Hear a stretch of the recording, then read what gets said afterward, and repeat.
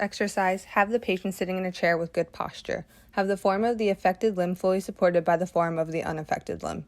Have the patient actively forward flex with the arm still supported. Repeat this as many times as necessary. To work passive range of motion, have the bottom arm drive the motion of forward flexion. While the patient is performing this exercise, make sure they're not compensating in any way, such as involving the upper trap for extra range of motion or arching their lower back to get more range of motion as well. For this exercise, use whatever logical item you have available to you. I had a broom, but a PVC pipe also works, or an item that is similar to one of these two. The hand that is on top is the hand of the affected shoulder, and the hand that is on the bottom belongs to the non-affected shoulder. Just like the previous exercise, the bottom hand drives the motion of forward flexion to help reach end ranges. This exercise should be performed as a progression for passive range of motion. This exercise can also be used for shoulder abduction as well. The same principles apply. The bottom hand drives the motion, allowing the patient to work in a pain-free range of motion. You should stop driving the arm once you have reached a pain-induced range of motion. However, this should only be used when you are working on abduction range of motion, which is normally after progressing forward flexion and extension. This exercise is used for active range of motion. Have your patient stand about an arm's length away so that their fingertips just touch the wall. The purpose of this is to have them push the end ranges of active range of motion. What you want to do is have the patient walk their hand up the wall in a controlled manner, making sure they aren't compensating as they reach their end range. Compensation can take form of upper trap involvement of the same side or leaning towards the opposite side to try to increase their range of motion and get their hand up the wall further. Then have the patient in a controlled manner walk their hand back down and restart the process. This same exercise can be used for abduction. Have the patient stand to the side of the wall and have them walk their hands up the side of the wall and back down in a controlled manner. You are looking for the same forms of compensation here. No upper trap involvement to get increased range of motion, and making sure that they don't create an arch in their back to try to get end ranges as well. Make sure when working on abduction range of motion that they have already regained most of their flexion and extension range of motion. An easy way to have the patients do this and to mark their progress is to put pieces of tape or stickers on the wall as a visual marker, and then each week or each time they try, have them try to reach a new tape level or a new sticker.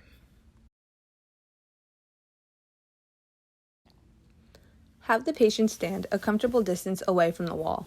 In the beginning, the patient will most likely have their feet closer to the wall, and as they increase their strength, be able to move their feet farther away from the wall. Have the patient perform a push-up on the wall and at the end round their back. The rounding of their back, or the plus part in wall push-up plus, helps improve scapular rhythm, which is necessary after anterior shoulder dislocation. Make sure the patient's hands are underneath their shoulders and their core and glutes are engaged. The proper recruitment of these two muscles are necessary as we progress from the wall push-up to the floor. A kneeling push-up is the next progression of a wall push-up. However, an incline push-up can be done here as well. This exercise becomes more difficult due to how the body's weight is dispersed and how gravity is acting upon the body. I put a yoga mat underneath my knees for comfort. The same concepts still apply to this exercise. Make sure the hands are underneath the patient's shoulders but can be placed at a reasonable distance apart. Also make sure their back is nice and flat to ensure that the core as well as the glutes are being properly engaged. The final progression of this exercise is a regular push-up with the plus. This is harder than the kneeling push-up because you are taking away a point of contact, putting more stress on the involved muscles. As this patient performs this exercise, make sure their back remains flat, the core and glutes are engaged, and they pause after the plus to reset the scapulas before moving into the next push-up. In this exercise, have the patient flex their arm as much as they can and then perform a pressing motion. The purpose of this exercise is to work on forward flexion and start incorporating more movement within a comfortable range of motion. Have both arms remain at the same level to stimulate an actual press with a bar. An object can be added, like a broom or PVC pipe, to help them with this motion. While they are pressing, make sure the patient's back is flat against the floor and that they're pressing into the ground through their feet to create full body tension while doing this motion. I incorporate a punch out at the end to involve the serratus anterior, which is a muscle involved with scapular stabilization. A progression of this exercise is to now do a single arm chest press with weight. Performing this movement with one arm causes the muscles to work harder and stabilize the limb throughout the movement. If you don't have any weights, a gallon of water is the perfect substitute because you can add or take away water in order to get a weight that works for you. As the clinician, you are still focusing on the patient's back being flat against the floor. However, in this exercise, have the non-working arm in 90 degrees of abduction and tell the patient to make a fist.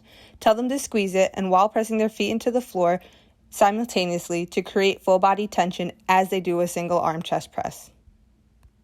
A final potential progression of this exercise is to have them do the same thing but instead incorporate a glute bridge. This makes it harder because it recruits more muscle involvement throughout the exercise. In the glute bridge, make sure the patient is in full hip extension but isn't overextended. The chest press movement should not be compromised because of the incorporation of a glute bridge. The next group of exercises are isometric exercises for flexion, extension, and external rotation. For flexion extension, have them close to the wall with their knees slightly bent in an athletic stance. Have them push against the wall for the desired motion for 5 seconds and then relax. Do this as many times as you see necessary. I change the positioning of my hand to target different muscles, however, a neutral position will most likely be the most comfortable.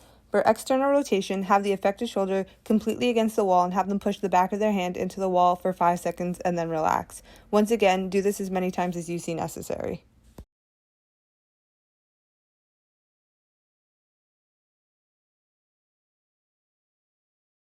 A progression of shoulder flexion is shoulder front raises. I have the patient using a band to create some tension. Before they start the motion, make sure they are in an athletic stance and their shoulder blades are depressed and retracted. You can have them pull the band apart slightly before raising it and then have them raise it to shoulder height. And if you like, have them pause at the top for 3 seconds and then come back down in a controlled manner. A way to challenge this exercise is to make it single arm and or add weight. The position makes it easier for the patient to compensate, so make sure they're keeping their scapulars depressed and retracted while going through the motion. Upper trap involvement or arching the back are common compensations. Make sure the patient isn't swinging their arm to create momentum while doing this. The action should be coming from the shoulder with control. I had my non-working arm squeezing a fist to create full body. Tricep extensions are a progression from the isometric movement we performed earlier. Have the patient bent forward with their scapula depressed and retracted. If the patient keeps this position, the upper trap should never be involved, which is a sign of compensation. Have the patient send their hand backwards to fully extend the elbow. To work the muscle harder, have them pause at full extension and then come back down. A way to make this even more difficult is to use a free weight of some sort instead of a band.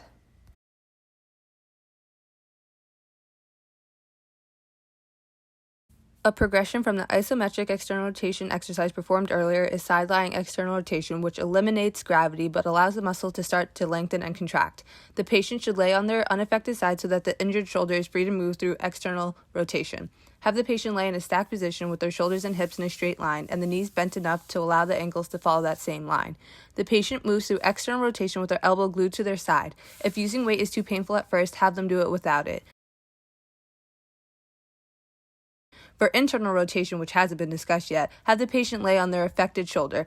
This may be uncomfortable, so try to put them in a position as comfortable as possible. The shoulder can be slightly forward so that not all the weight is directly on that shoulder. Have them move through internal rotation. Once again, if using weight is too difficult at first, have them do it without it.